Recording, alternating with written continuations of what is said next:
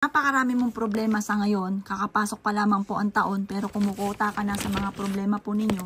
Marami kang mga pagkakautang or lagi kang nakakainitan ng loob ng ibang tao or kaya po lagi kang natatalo sa tinatayaan ninyo or kaya po away-away ang inyong pong pamilya, may lapang swerte lalo na sa pera. Isulat nyo po ang lahat ng mga problema nyo po dito. Halimbawa, sulat nyo po dito,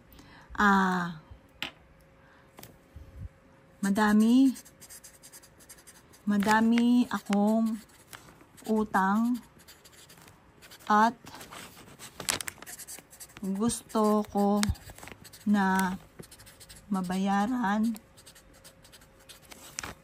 ko na lahat ang aking utang. Or kaya po, may problema ka sa kalusugan.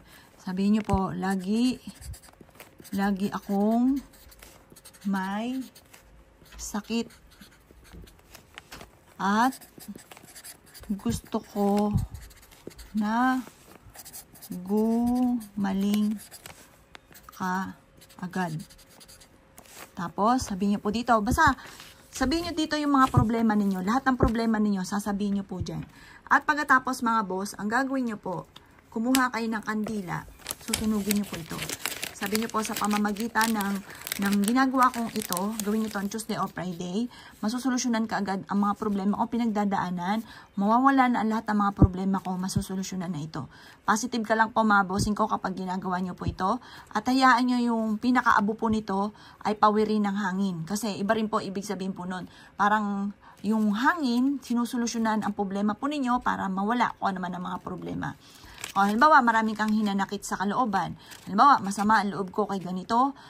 Gusto ko na masolusyonan ang mga problema ko. Ganun pa mga bossing. Or i-release nyo dito kung ano yung nagpapabigat sa kalooban ninyo. Kasi pagka mabigat ang kalooban, mabigat din po yung daloy ng swerte. Kaya mas mainam, pagaanin po natin yan. Makakatulong po ito mga bossing.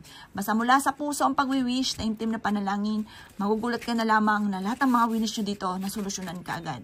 Ayan, kaya kung ikigagawa ng ganito, kailangan lagi kang positive ha. Kasi basta gumawa ka ng ganito at ikaw ay nega, hindi rin po yung tatalab. Kaya kailangan lagi kang positive kapag gumagawa ka ng ganitong mga pamamaraan. Proven po ito mga bossing. Ayan, basta gawin nyo to Tuesday or Friday. Makakatulong po siya para masolusyonan ka agad ang problema pinagdadanan. Ito ay gagawin nyo lang alas 7 ng umaga. Tapos, matatapos ang paggawa ng mga pampaswerte lang hanggang alas 8 ng umaga. Kasi yung mga oras na yon nakakatulong po siya para kung ano man ang problema ang pinagdadaanan ay kaagad na masusolusyonan. Good luck po sa inyo po lahat!